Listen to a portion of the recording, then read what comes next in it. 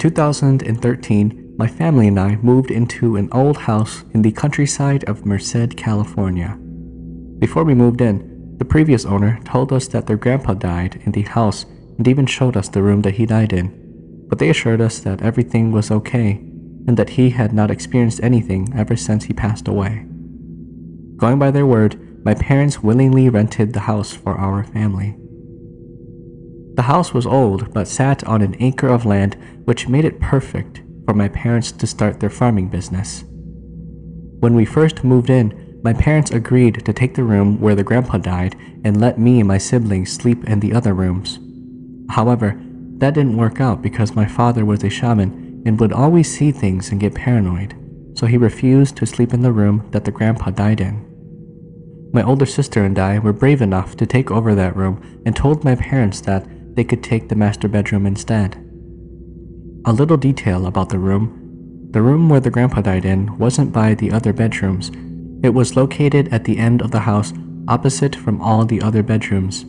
To get there, you had to walk past the living room, dining room, and kitchen. Across the room was a bathroom, and next to it, the door which led to the garage.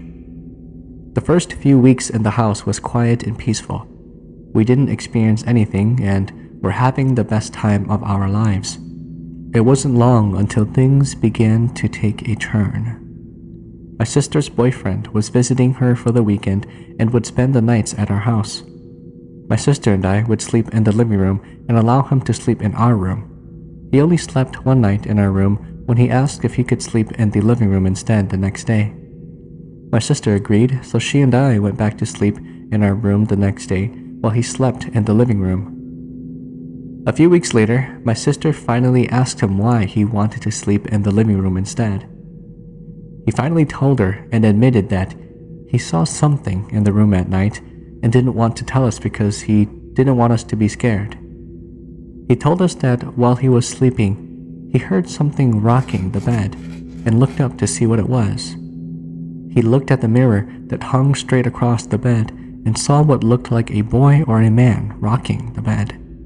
He was too afraid to run out of the room and didn't want to frighten us, so he decided to stay in the room until morning. Soon after, my mother and my father started to see things. One night, around 8 p.m., my father had just finished feeding the chickens. He decided to relax out in the patio on a bed he placed there. He was starting to fall asleep when he heard a voice talking to him in Hmong. "Look, their grandma is right there." He quickly got up and looked over at his chicken coops. There, he saw a figure by the entrance. The chickens seemed frightened. They were all flying around like crazy, making a lot of noise. My father got scared and went inside. He told my mom about it the next day. One of my mother's favorite hobby back then was making packaged fresh sticky rice and meat for the Hmong stores. It was a casual morning for my mom as she got up around 4 to 5 a.m. to begin prepping. She was going on with her normal routine and began marinating the meat. She was facing my bedroom, the haunted room, as she was working. She then heard someone running from my door to the bathroom door. My mother ignored it because she thought that it was just me or my sister who needed to use the bathroom. Then she heard it again and looked up and saw a little girl or boy running from the bathroom back to my room.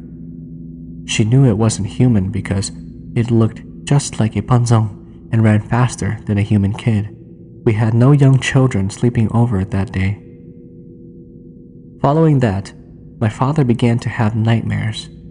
He would always wake my mom up in the middle of the night and tell her that he was scared.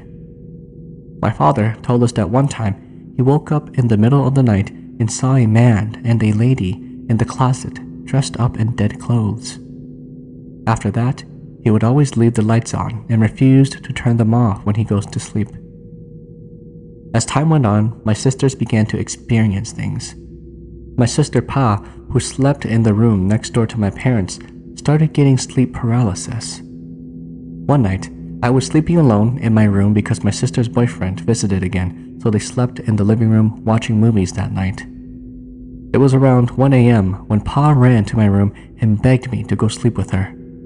She looked so scared and tears were streaming down her face.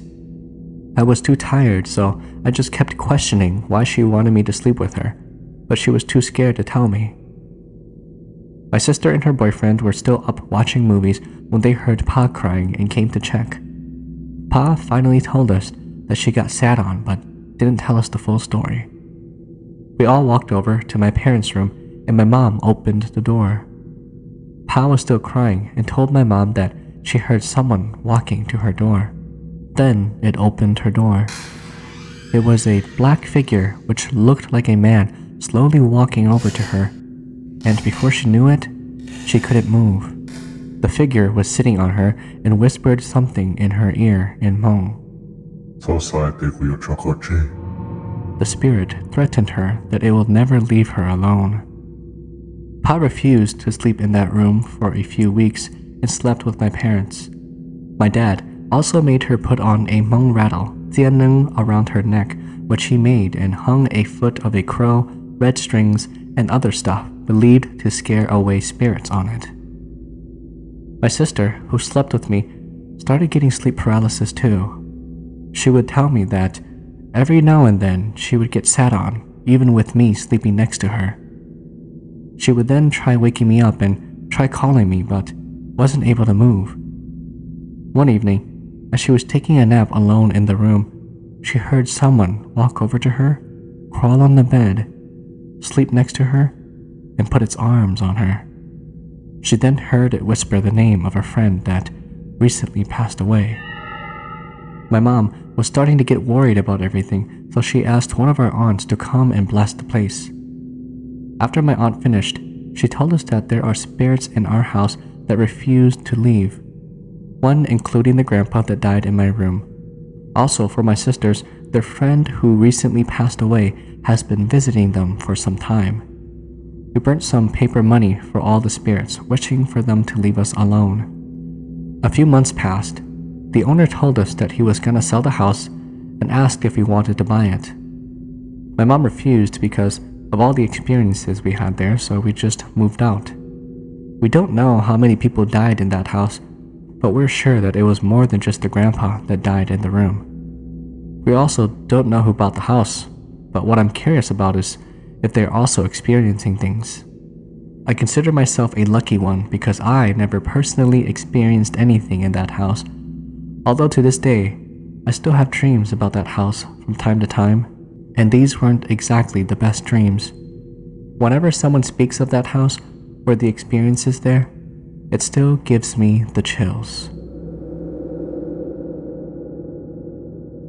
So for those of you who live in Sacramento, California, you might know that one popular apartment where most of us Hmong people live. It's called Greystone Place Apartments. It is known to be one of the most haunted apartments in that area. I've heard many creepy stories about it and even grew up there as a kid. I still remember 2 scary incidents I experienced when I lived there. I had a lot of friends during that time. We would come out of our apartment rooms and play around the place. Even at night, we would play hide-and-seek tag around the whole apartment. One night, we were playing hide-and-seek tag. One of my friends was it, so the rest of us had to run and hide. I ran into the dark alleyway and found a hiding spot as it got silent. The alleyway was very dark, so the only thing I could see was the lights in the distance. I heard what sounded like someone sobbing, as someone was crying very loudly. It sounded like it was coming from around the corner, not so far from where I was. I was too focused on the game to even think of anything or even feel scared at the time. I thought it was just some random people in the apartment, but I listened to it again, and it sounded more like a child crying.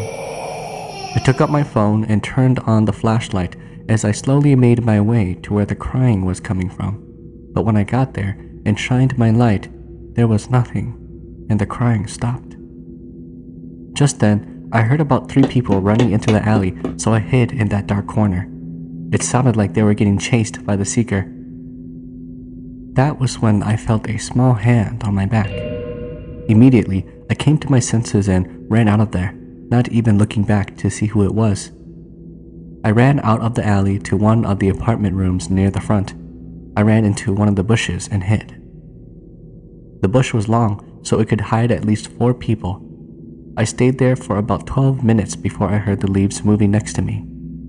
I thought it must have been one of the hiders hiding in the same spot as me. "Hey, are we the only ones left?" I quietly whispered. No response. I waited for about a few seconds before hearing a very quiet voice saying back, "Yes." I couldn't see them because we were literally inside the bush and it was dark, so for me to see them, I had to move a bunch of the leaves aside. I had no idea what I was thinking at the time, but I made my way out of the bush and had a peek from afar to see if I'd see anyone. To my terror, I heard someone sprinting towards me. I immediately turned around to see the seeker already making her way close to me, so I ran like never before, but she somehow caught up to me and tagged me. I asked the seeker who was left, and to my surprise, the seeker told me that I was the last person. I gave her a confused look and told her that someone was hiding with me just now. But she told me I was the last one.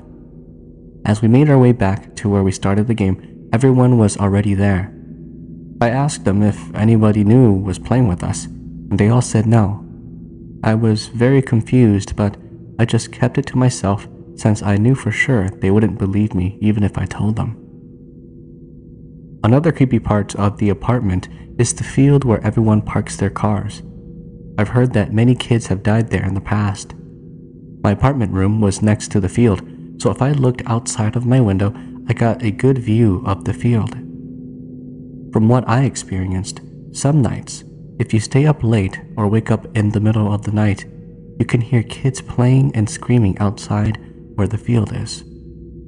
If you come out at nighttime, you'll see a few black cats that the elders like to call mi-da, meaning ghost cat.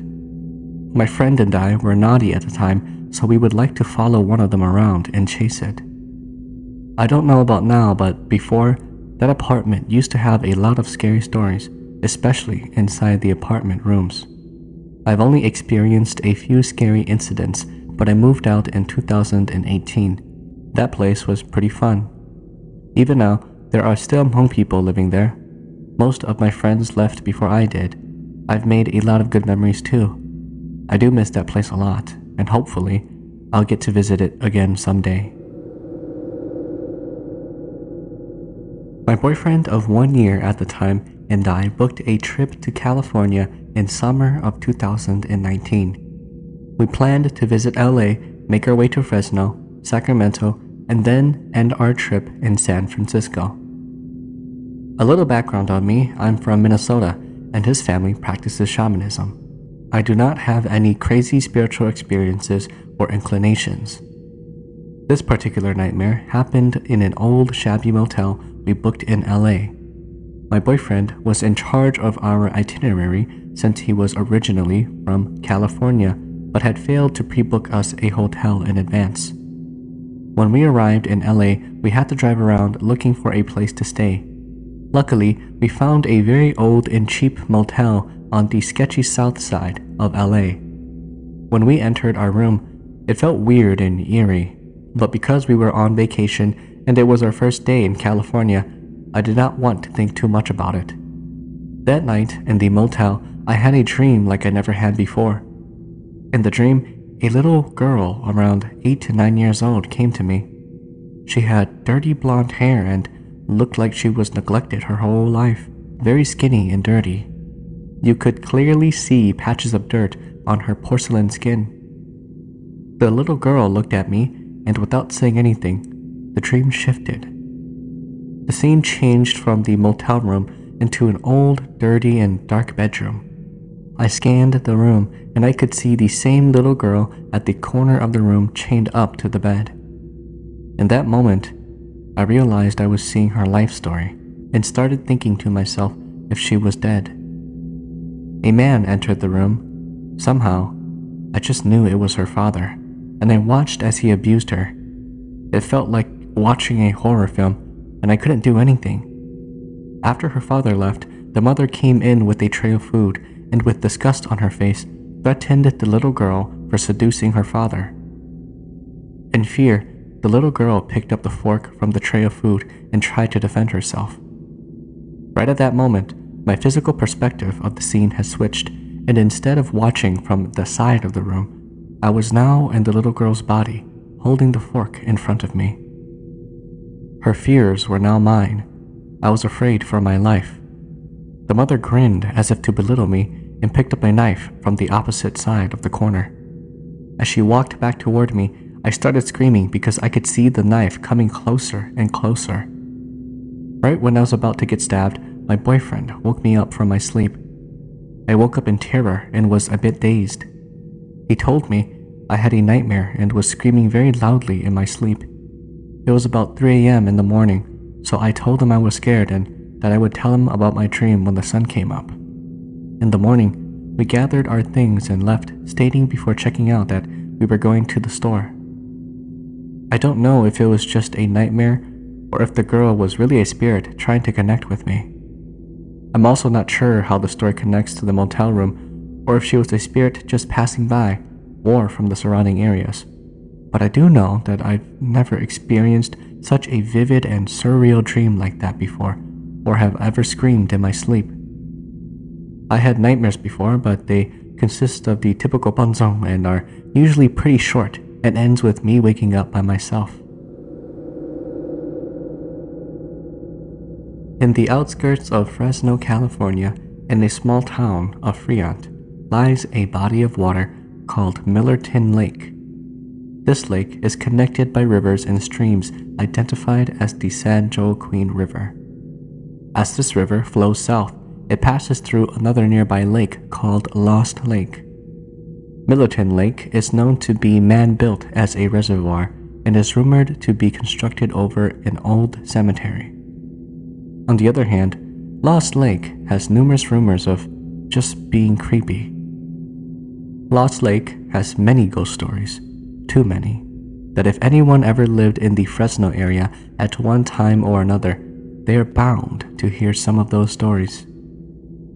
Though I'm not personally involved in the story that I'm about to tell, this true event occurred back in the early 90s and happened to friends of a sibling of mine. A group of around 10 friends, which consisted of teenage guys and girls, went out to Lost Lake during one summer to hang out. This was just a normal hangout routine, and back in those days, drugs and alcohol wasn't a very big issue for teenage boys and girls. They were all just there to hang out, talk, and couples could spend time together.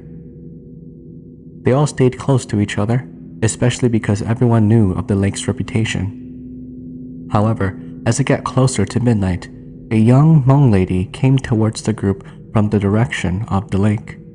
She was in a white gown, and from a distance, even though it was dark, she looked very pretty. About a couple of feet away, in a very sweet voice, she asked the group of kids if they had seen her boyfriend, Jimmy. Some of the guys responded by telling her that they did not know a Jimmy. As this lady got closer, she explained that she was looking for her boyfriend, Jimmy, who had abandoned her and left her at the lake. As she got up close to the group, it became apparent that her face suddenly looked all rotten, like she had sat at the bottom of the lake for quite some time. The entire group of kids ran into their cars and quickly left. Each of these teenage kids' families had to hire a shaman to come and call their spirits home, as it was rumored that each of these kids either got sick or emotionally distressed after the event. A shaman explained to one family that this young lady they saw is one of the drowned victims at Lost Lake. She and her boyfriend went there to swim, and she got pulled in by a dragon. Her body was never found. There are still stories today that if you go out to Lost Lake at night, you can still hear the name Jimmy whisper through the wind and throughout the night. Supposedly, there is a fishing spot on I-5 in Elk Grove. Past this cemetery in a small town, you make a right. Then you pass Elk Grove Boulevard, going towards the Hmong pig killing place, whatever it's called. I can't really recall the name, but my bro told me this happened to him and our cousins. I think it was him, our older brother, two of our cousins, and our uncle that went fishing there. It was getting dark and close to around 6 p.m. They were all still fishing, when all of a sudden, they heard rocks being thrown out into the water. They thought it was just one of them, so they ignored it. Then a few minutes later, it happened again. They didn't get scared, but our uncle said to go home. They were too excited about fishing, so they didn't think it was ghost-related until now when they heard stories from others. Even my friend told us that it was true. I always bugged them to take me there, but they don't want to go there anymore. So what, some ghost was throwing rocks and that was scary? What day?